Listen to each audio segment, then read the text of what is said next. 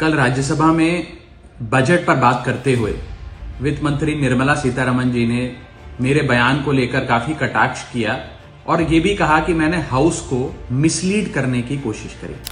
Honourable member Raghav Chadha जी, Raghav Chadha honourable member. मैंने जब उनके सवालों पर जवाब देने के लिए अनुमति मांगी तो मुझे इजाजत नहीं दी गई।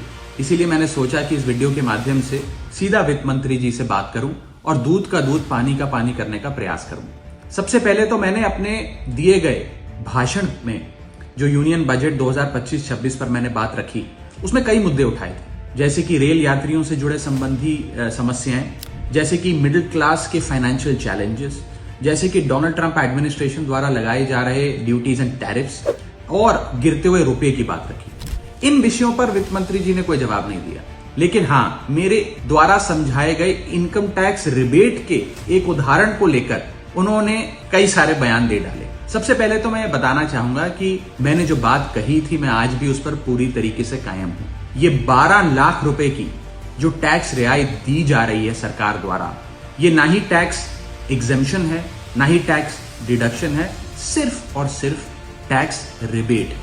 यानी कि 12 लाख रुपए से ऊपर अगर आप आमदनी कमाते हैं एक वित्तीय वर्ष में तो आपको अपनी पूरी आमदनी पर इनकम टैक्स भरना पड़ेगा। मेरे इस कॉन्सेप्ट को समझाने के लिए दिए गए उदाहरण को वित्त मंत्री जी ने टेक्निकली उसे उलझाने का प्रयास किया, उसमें मार्जिनल टैक्स रिलीफ का कॉन्सेप्ट जोड़कर यह सिद्ध करने की कोशिश करी कि मेरा उदाहरण गलत था। मैं आपसे वित्त मंत्री जी सीधे तौर पर पूछना चाहता हूं, क्या यह सत्य नहीं है कि अगर कोई व्यक्ति 12 लाख से ऊपर इनकम कमाएगा तो उसको अपनी पूरी इनकम पर टैक्स भरना पड़ेगा? चलिए, मार्जिनल टैक्स रिलीफ 1275 तक आप दे रही हैं। आप मुझे यह बताइए कि अगर एक व्यक्ति 13 लाख रुपए 13 लाख रुपीज एक वित्तीय वर्ष में कमाता है तो उसे अपने पूरे 13 लाख की आमदनी पर अपने स्लैब अनुसार इनकम टैक्स देना पड़ेगा कि नहीं देना पड़ेगा, या 13 लाख माइनस 12 लाख की टैक्स रिबेट 1 लाख पर देना पड़ेगा?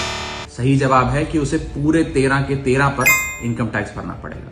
मान लीजिए कोई शख्स 12,76,000 रुपए कमाता है साल का, तो उसे पूरे 12,76,000 पे इनकम टैक्स भरना पड़ेगा, ना कि मात्र 76,000 रुपए जो उसने 12 लाख रुपए के ऊपर कमाए। ये टैक्स रिबेट का कॉन्सेप्ट समझाने के लिए मैंने एक उदाहरण दिया था और मैं आज भी उस पर कायम हूं कि 12 लाख रुपए से यदि 1 रुपया भी आप फालतू कमाते हैं तो आपको अपनी पूरी इनकम पर इनकम टैक्स देना पड़ेगा। मेरे उस बयान को लेकर वित्त मंत्री जी ने मुझ पर काफी व्यक्तिगत हमले भी किए, मेरे बारे में व्यक्तिगत टिप्पणियां करी।